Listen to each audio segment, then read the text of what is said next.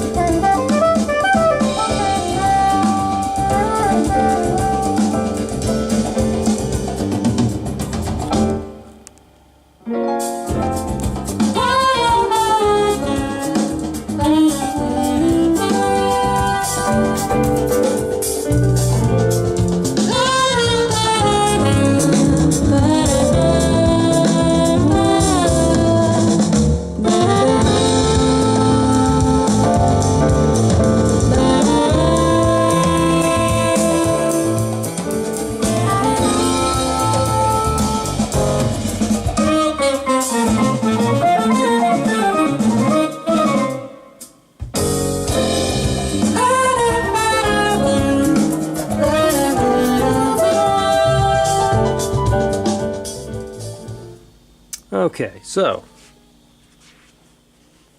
you sit down here. Not that these speakers, okay, these again are the ADS L570/2s. I talked about them in part 1 about finding them at a junk store, and I just wanted to, for anyone who's interested in antique or classic ADS, this is the first ADS speaker I've ever heard, other than one that I heard a long time ago, a big floor stander in the showroom back in the early 80s, I believe.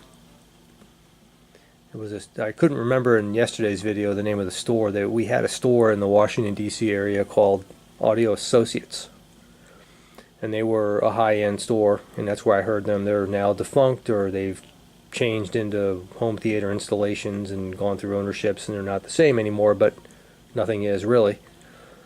But that's where I heard them, and the big floor standers, and I was impressed. And so just for nostalgia, I wanted to pick these up at the junk store and bring them home and try them out, and I'm not disappointed at all. Now, I'm not going to recommend these speakers if you find them on eBay or anywhere else. They don't reach the point of my recommendation. However, they're fun to listen to for nostalgic sake, for nostalgia's sake, as well as they sound pretty decent for what they are.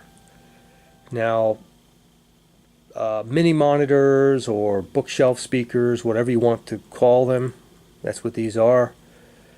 You know, they do, this genre of speaker has its attributes on paper, in theory.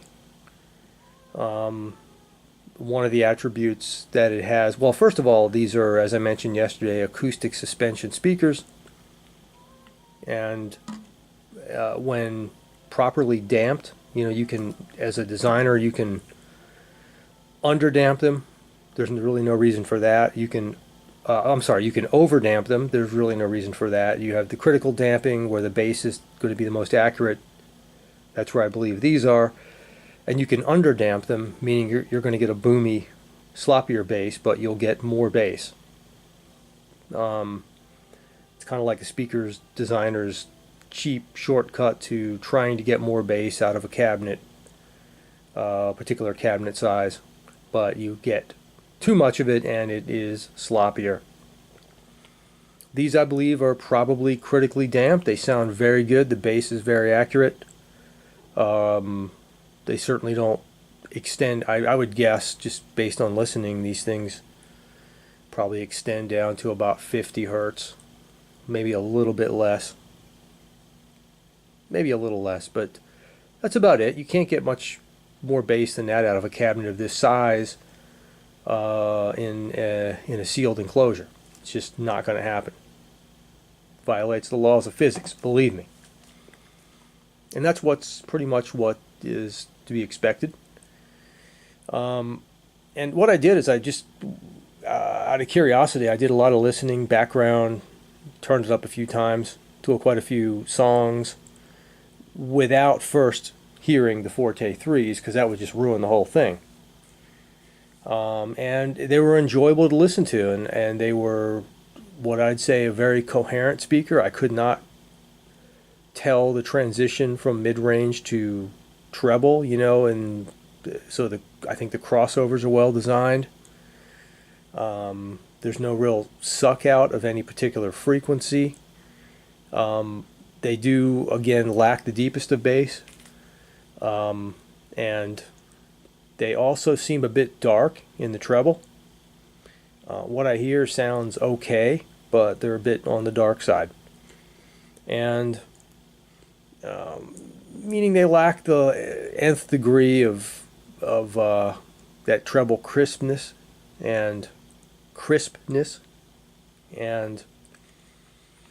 they seem to be, if I took, I mean, I haven't taken any measurements and I'm not going to, but if I did, I would have to say they're kind of shelved a little on the low side in the treble. Maybe even tapering off around just this is what seems to me from listening impressions, maybe even sort of tapering off after about 12 kilohertz. That's what it kind of sounds to me, just listening to different varieties of music. But what's there sounds good.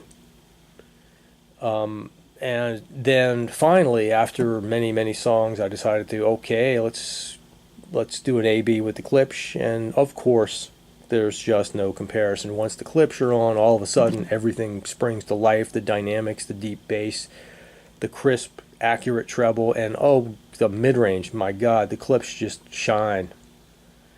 So, it's just no comparison. But before I did that, I was enjoying them. And so I think it was well worth the effort to restore them, and I'm not sure what the hell I'm going to do with them. I'll probably listen to them just for fun, a little background music here and there. I'll probably end up putting them in my workshop as test speakers, and plus when I'm in my workshop I listen to music too.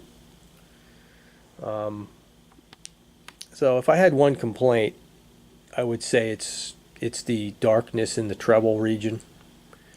Needs a little more of that, but these speakers were designed and built back when soft dome tweeters, these have soft dome tweeters, back when soft dome tweeters were kind of, I would say, in their technological infancy. Soft dome tweeters were sort of coming of age. There were versions of them made by AR and some other companies, and they started out as some kind of paper domes, hemispherical domes, and then they migrated to fabric with treated fabric, which is what these are. But they always sort of had a character of their own, never really being what I consider to be super accurate until the late 80s and 90s, when we started getting aluminum and exotic metal domes, beryllium and others. And now dome tweeters, even fabric domes are just so much better than they were back in the 80s. But that's what these are. And I got to say, these fabric domes are much better than many that I've heard. I remember Radio Shack had this really famous speaker that they made. It seems like everyone had one back in the day. They were called the Minimus 7s. It was a tiny little sealed enclosure with a 4-inch woofer, and it had a soft dome tweeter. I remember vividly, because my friends had them. Everyone seemed to have them in their bedrooms, this bedroom system. And those tweeters sounded horrible. They just had such a character of their own. The way they distorted was just, it was just terrible. I could hear it every time, and but these don't have that, and these ADSs are probably about from the same era as the Minimus 7s. So these are definitely much. Oh, by the way, speaking of soft dome tweeters from back in the day, back in this particular era, Polk Audio had some of the better ones. Some of those old vintage or antique Polk speakers, the ones with the little Polk like to use. I don't know what they were, 7-inch woofers that were paper, were treated with that tar-looking stuff. I forget. It always looked wet. Well, those old Polks had some really good soft dome tweeters. I thought they were great. Never could afford the Polks.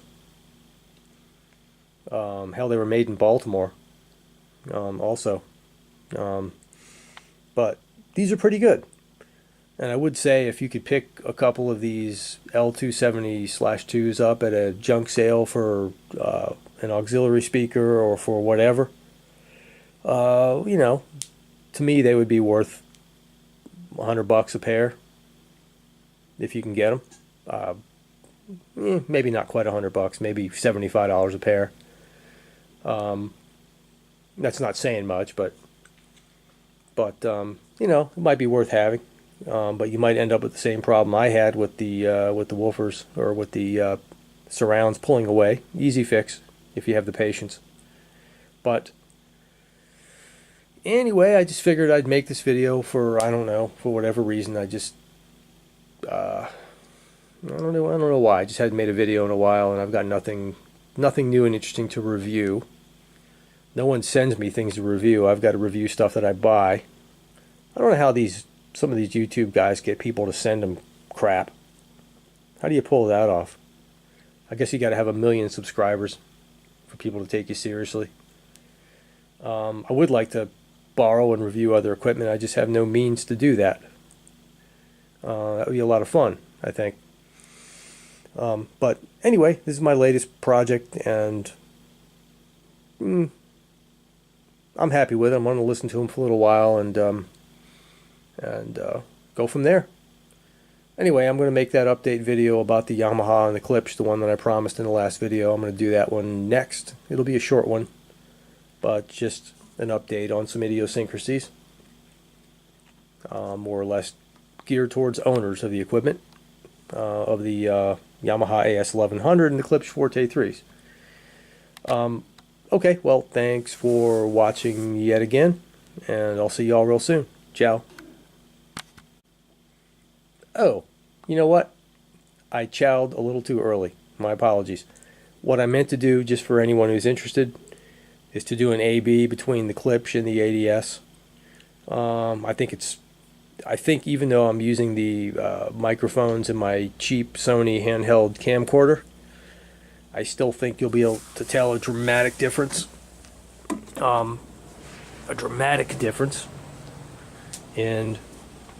In how they sound, as there should be a dramatic difference. It's not a surprise. But let me start that song again. I hope YouTube doesn't give me a copyright violation on this. Okay, we're going to listen to the ADS first.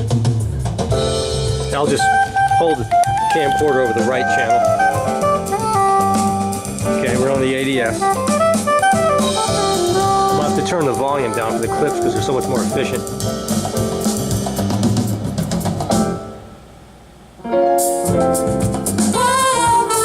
Okay, now I'll do the clips.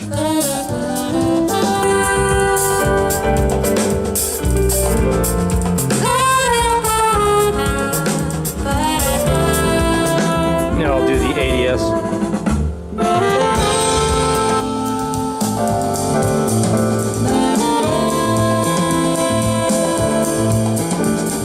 Clip.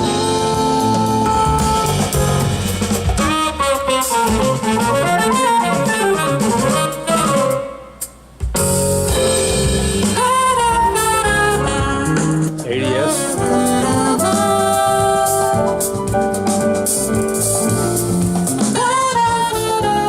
Alright, how's that? Get the idea? Maybe?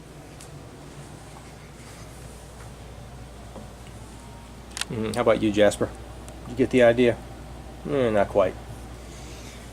Alrighty, so this time it's a permanent chow. Till next time. Bye-bye.